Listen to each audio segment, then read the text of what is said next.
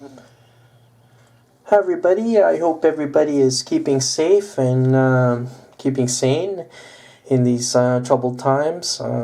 Today is May the 4th, so happy Star Wars Day, May the 4th. And today let's take a look at an Osprey book called The Cthulhu Campaigns, Ancient Rome by Mark Latham. And it's part of a new series, well, I don't know how new it is, but it's part of a series called Dark Osprey or Osprey Adventures. Some of the other books in this series are, we have The Nazi Occult, Kenneth Haidt, and then there's one on zombies, and then the zombie one's pretty good. Okay, the Cthulhu Campaigns, I got this a while back, and then I looked through it because I'm anticipating Too Fat Lardy's new ancient rules called Infamy. They all have an infamy. And, I thought maybe it'd be kind of neat to do a Cthulhu game. But let's, a Cthulhu Rome game, or Cthulhu Gauls against Shub-Niggurath. Here's the back, and I think that's an evocative cover. You have the Roman legionnaire with the glowing eyes, and you have some kind of priest with a Cthulhu medallion. And the book is organized under the assumption that ancient Rome was praying to dark gods, and that's why they were able to be so successful. The book is typical Osprey type book. As I mentioned before, it's under the assumption that Rome was worshiping dark gods, and they had a organization, some legionnaires, elite legionnaires called the Frumentari, and they're kind of like they'll go into tombs and different things to to investigate and see if see if there's any Cthulhu things. Supposedly there was an ancient scroll that they're trying to find they only have fragments, and they're trying to find the missing pieces. This is a classic Roman Roman artwork that has been changed to fit the Cthulhu mythos, and that's the Romulus and Remus and the wolf. What are you, raised by wolves? Why, yes, I was. And Romulus and Remus are, they have the Innsmouth look. They're fish.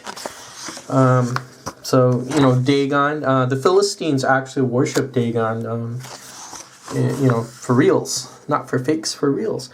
Here's a centurion, and he's got some Cthulhu logos on his bracers and on his medallions. Here's a Gug attacking the Aventine, which the Aventine is one of the settings, or it's one of the gangs of Rome. So that might be kind of an interesting scenario where, for gangs of Rome, where a Gug is running amok in the Aventine, and then the different gangs have to put their differences aside to fight the monster. That would be kind of cool. It's a scroll. And what's interesting, here's a gladiator, the Murmillo, and he's got the Innsmouth, type of helmet. And the Retaris was actually a fisherman, so that's kind of that's an authentic Roman Roman homage to Cthulhu. And the barbarians, they each worship a different dark god. Here's one. Here's the Banshee for Celtic Britain. And let me read the thing for this. It totally evokes the tone and and balance of the of what they're trying to do with the barbarians. Okay, a banshee, a Celtic druidish from the Isle of Mona, devoted to Nwada, Shub-Niggurath, and forbidden gods. The Banshee were the favored daughters of the Tylwyth Teg, said to have the blood of the fairies running in their veins. and that's pretty cool. And then you have the druidic hairpiece and the mean look. And she probably shrieks. And they mentioned the Lost Legion, Legio 9, the Hispania. This is just full of Germanic and Roman history. You know, speaking of Germanics, here's a shaman from one of the Germanic tribes, and they fought. And Shub-Niggurath and a bunch of other unholy creatures, according to the book, fought the Roman legionnaires at the Teutoburger Vault. Arminius, maybe Arminius was... Okay, and then here's Parthia.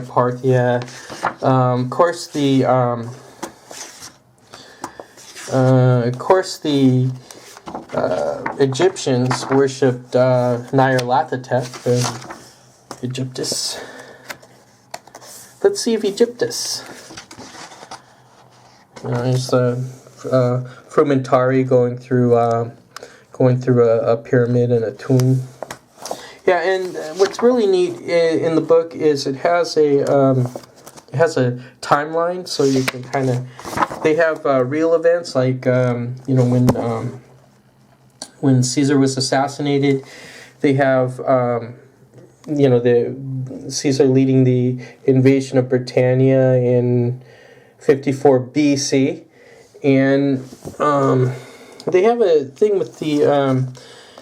They have a listing that said the Jews, all the Jews left Rome, but the Sicarii, which were assassins, they stayed behind and assassinated people and did other things in Rome. Well, good binding for once. Sometimes the Osprey books and the binding's kind of wonky. Great cover. I heartily recommend it.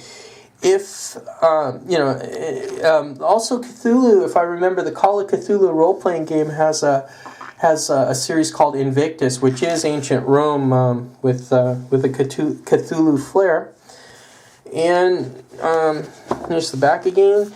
I recommend this book. Are you guys have you guys ever used Cthulhu for a setting for historical miniatures or an historical game? If so, put it in the comments below. We need more comments, don't we? Okay, thanks for watching. Give me a hearty thumbs up if you liked the video, and stay safe, and I'll see you guys later. Thanks for watching. Bye now.